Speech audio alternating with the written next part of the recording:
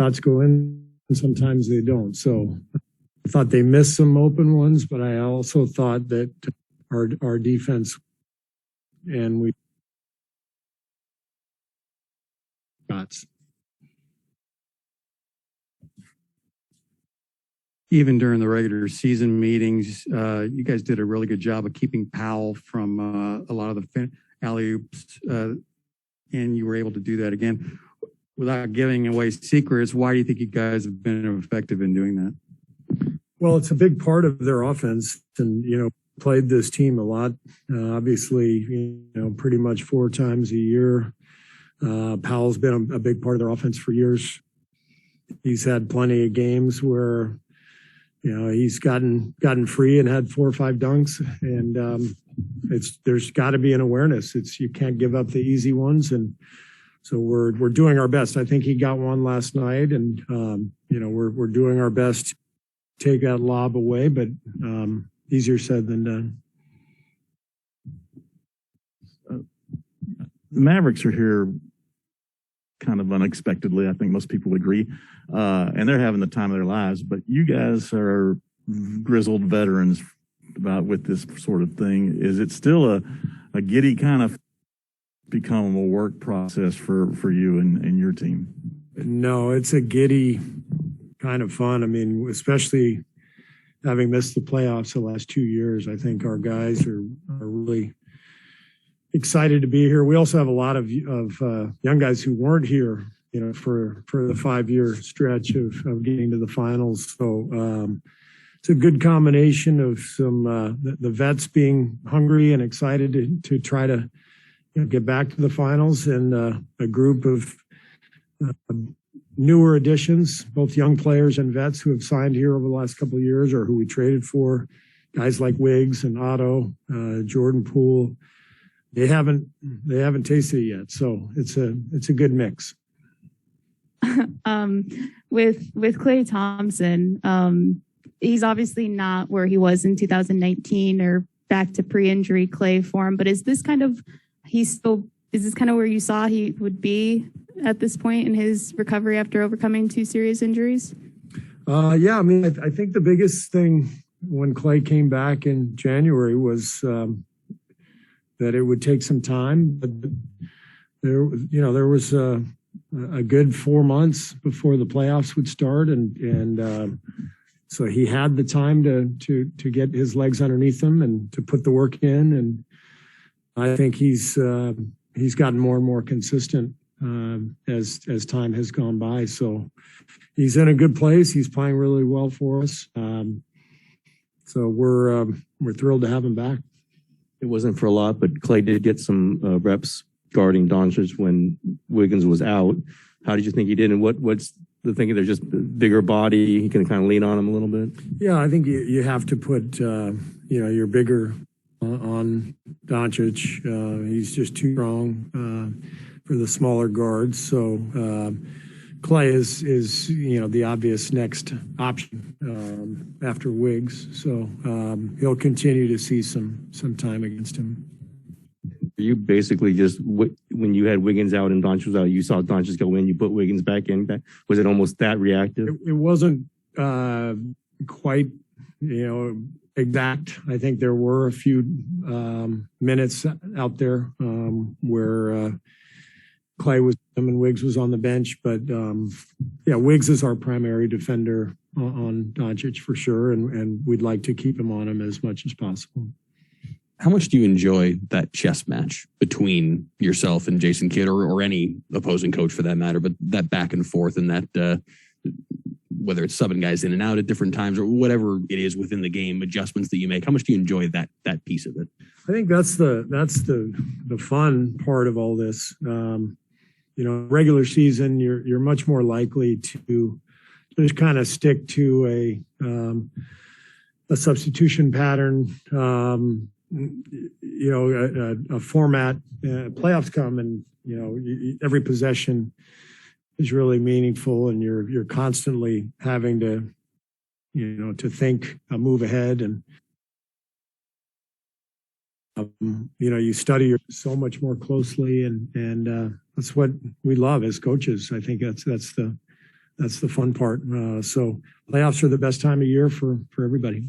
And I know you said you didn't feel like you had figured out Luka Doncic, obviously, with what you did in game one, but do you kind of have to stick with the Andrew Wiggins picking him up full court model until it doesn't work? Yeah, I mean, I think with any great player, it's about just trying to make them work for everything. And we've felt it already with Nikola Jokic. Totally different kind of player, different position, but similar philosophy. Make him work. Try to take away the easy. Ja Morant.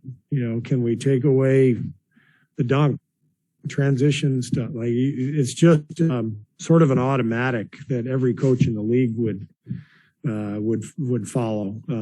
If you're going against a great player, it as hard as possible with full awareness that that player is too great for any one scheme to work. So you just do your best. Steve, I know it's a smaller sample size. Luke, the highest scoring playoff average, up there with Jordan.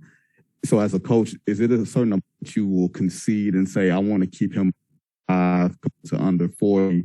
Is it some defensively, especially because they don't give up a lot of shots, got 80, 60 other that you want to keep? I don't really look at field goal attempts or points. I look at the, are we giving up easy stuff? Free throws, transition. You just try to take away as many easy baskets as possible and make your opponent have to make difficult shots. That's what it comes down to. Typical playoff question, but when you win like this, do you start anticipating their adjustments? Do you spitball them? Do you adjust before they adjust to react to the adjustment you think they're going to adjust to? Yeah, you think about all that stuff, and we talk about that in our coaches' meetings. And do they change their lineup at all? Do they change combinations? Do they try to do certain things? We try to pinpoint stuff from our own team where we might be vulnerable. If you were coaching against us, what would you do? And we have that debate internally, and I think most teams do that. So you can't predict it, but you can try to be prepared for different things that might come. Seemed like there was some chatter after the Memphis series about how important it was for Draymond to be aggressive offensively. I'm curious how you thought he played last night, and if the impact of him looking for his shot now and then is emotional or practical. I mean, like he made that one shot in flex yesterday. There's obviously an emotional component to him, or is it more strategic that when he's a threat, it opens other things up? It's both. I mean, there's an emotional component for every player on the floor, but you can literally see it and feel it with Draymond when he's on top of his game and he's playing well. The whole crowd feels it. Our gym lights up. So I think strategically, there's no question if people are going to play off of him. We love when he takes that space and shoots it or drives it and tries to make a play. So we're at our best when he's attacking for sure. Do you expect this series to get maybe a little bit nastier as it goes along? Of course. Yeah. That's just the way it is? It's the most competitive basketball on earth, and these are the best players on earth, and everybody's fighting for something that they really want. So there's a lot of mutual respect, but at some point in the series, and it's always been this way for me as a player or a coach. It's just after a couple games, it just starts to get testy because both sides want it so badly, and it's nothing personal. It's competition. Just a quick one on Otto. First game back from his right foot soreness or whatever. Has he had any issues day after? No, he was fine too. Yes, outside in the sunshine. No, We have a meeting space on the other side of Chase that we use, and so we take occasional breaks where we walk outside and get a little sunshine. So we weren't hosting the meeting out on the, what do they call out there? The Thank you. I didn't know where you were. You gotta explain where you were. All right. Driving from in. We did not have our coaches meeting at Thrive City. Steve, I don't know if Wiseman's been on the floor. I'm not at practice every day, but he's down there doing his Wiseman? Yeah, Yeah. he's been doing, he's down there with Ron and the coaches working. I mean, what value does this have for him to be part of these playoff practices and just, still there every day and involved and just seeing what's happening? Yeah, it's important for him to feel it and to see it, to see the preparation, to feel the emotion, the ups and downs, the rhythm of the playoffs. So obviously we wish he could be healthy and playing, but this is important experience for him anyway.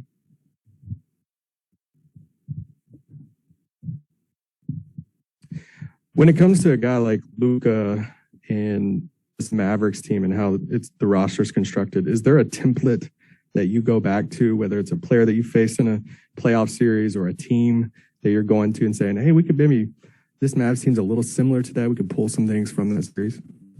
The most similar matchup was Houston a few years ago with James Harden because it was a similar look in terms of, having a superstar player who can step back and make a three, get to the rim, and he's got four teammates behind the three-point line who can make threes. So the matchup is similar.